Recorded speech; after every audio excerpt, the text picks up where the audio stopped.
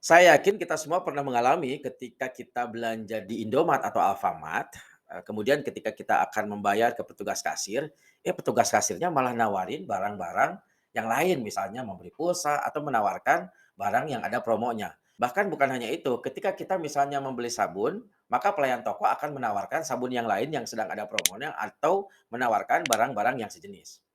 Nah, ketika Anda mengalami kejadian tersebut, maka jangan marah-marah, apalagi nggak jadi beli, bahkan keluar banting pintu gitu ya, divideoin dan lain-lain.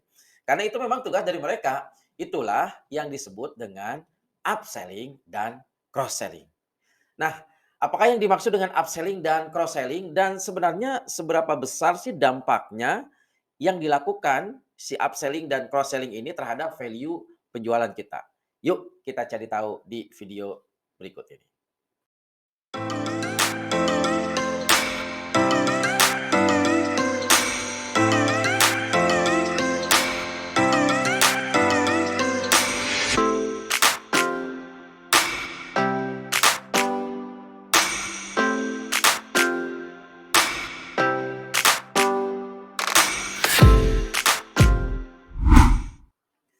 Dalam video ini, kita akan membahas 3 hal saja. Yang pertama, dampak dari cross-selling dan upselling terhadap, value penjualan.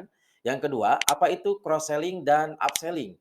Dan yang ketiga, bagaimana strategi upselling dan cross-selling khususnya untuk bisnis Anda supaya lebih bertambah value, lebih bertambah penjualan yang akan Anda dapatkan. Yuk kita mulai di video yang pertama.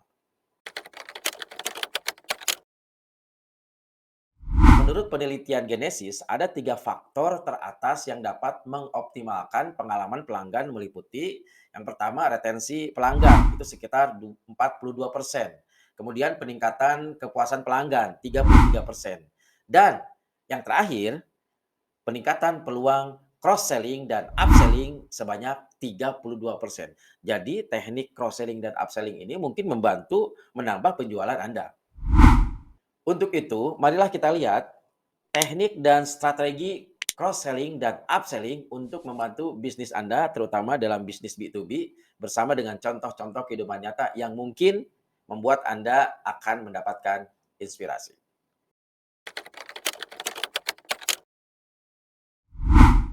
Jadi apa sih yang dimaksud dengan upselling itu?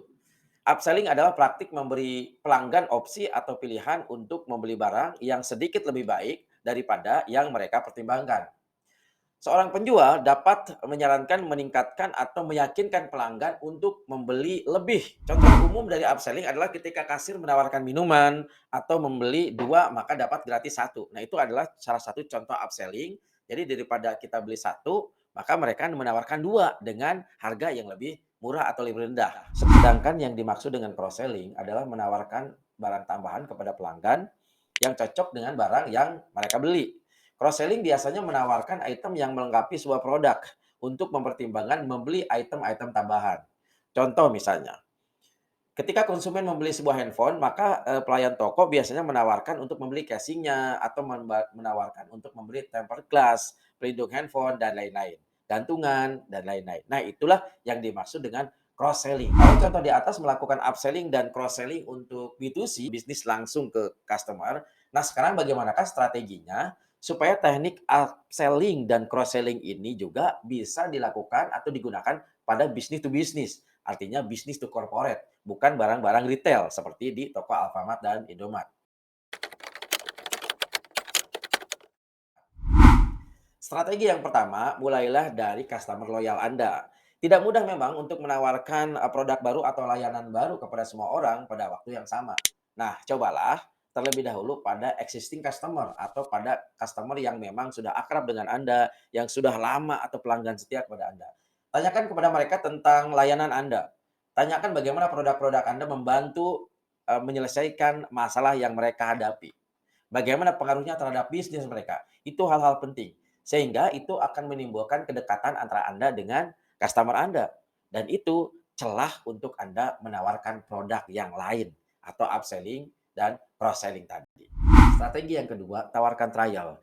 Kita sudah melis mana aja customer yang loyal, mana aja customer yang selalu setia kepada kita. Nah, terkadang yang dibutuhkan pelanggan hanyalah menguji solusi kita. Dan menawarkan trial atau uji coba merupakan cara yang mudah yang terbaik untuk dilakukan untuk customer-customer yang loyal kepada kita. Sebagai contoh, di tahun 2016 ketika saya masih jualan Toyota Forklift akan menghentikan produk forklift dengan transmisi manual. Artinya manual sudah stop produksinya dan akan diganti dengan transmisi matic saja. Sementara kebiasaan pengguna forklift di Indonesia menggunakan forklift dengan transmisi manual. Spontan saja ketika perusahaan otomotif raksasa Jepang ini mengumumkan hal tersebut, banyak dari beberapa pelanggan mengatakan akan beralih dari menggunakan Toyota forklift pada brand lain yang masih memproduksi tipe manual. Hal ini menjadi problem bagi produsen bahkan sales distributor di Indonesia, bahkan termasuk saya, karena saya waktu itu jualan Toyota forklift. Demi mengedukasi pasar bahwa dengan menggunakan forklift matic itu lebih ramah lingkungan, lebih safety, marketing Toyota yang ada di Indonesia memberikan trial atau uji coba bagi para klien-klien yang memang sudah menggunakan lama Toyota forklift di beberapa pelanggan. Tentunya dengan syarat dan ketentuan yang berlaku. Alhasil, dari beberapa trial yang dilakukan tersebut mampu mengubah mindset para end user, terutama para operator, bahwa ternyata menggunakan forklift dengan matic itu lebih mudah. Walaupun tidak bisa instan, tapi strategi uji coba produk ini akan mampu meningkatkan revenue buat bisnis Anda. Strategi yang ketiga, berikan diskon. Nah, ini mungkin sering kita temukan baik di B2C atau B2B. Jika uji coba tidak berlaku atau mungkin tidak masuk akal gitu ya, cobalah program diskon atau insentif. Strategi ini cukup ampuh menerapkan cross selling dengan memberikan diskon untuk konsumen untuk melakukan pembelian lebih banyak. Misalnya, kalau beli satu harganya sekian, maka beli tiga atau beli lima harganya lebih murah. Strategi ini cukup menarik bagi pelanggan karena mereka lebih mudah tergoda dengan iming-iming diskon. Bahkan secara emosi, diskon itu lebih menarik untuk membeli, apalagi ibu-ibu ya. Perlu kita pahami bahwa harga setelah diskon harus tetap memberikan keuntungan bagi kita. Karena strategi pemasaran melalui diskon ini bukan berarti menjual dengan harga murah dan merugikan Anda. Ya namanya jualan mana ada yang rugi ya. Jadi tetap harus ada keuntungan buat kita. Tapi lebih ke arah memberikan sugesti kepada konsumen bahwa produk Anda memang sedang dijual dengan harga yang lebih murah dan dari biasanya. Jadi sebenarnya itu sugesti aja gitu ya. Jadi memberikan sugesti kepada konsumen, kepada pelanggan bahwa hari ini memang spesial diskon. Itulah strategi yang bisa memberikan inspirasi buat bisnis Anda. Jangan lewatkan kesempatan untuk melakukan cross selling dan upselling menjadi salah satu cara termudah untuk meningkatkan pendapatan dan mengembangkan bisnis Anda. Meskipun tidak ada strategi yang benar atau salah, tetapi apa salahnya untuk dicoba strategi upselling dan cross-selling tersebut. Yuk segera action strategi upselling dan cross-selling karena ilmu tidak akan merubah hidupmu, yang akan merubah hidupmu adalah action berdasarkan ilmu.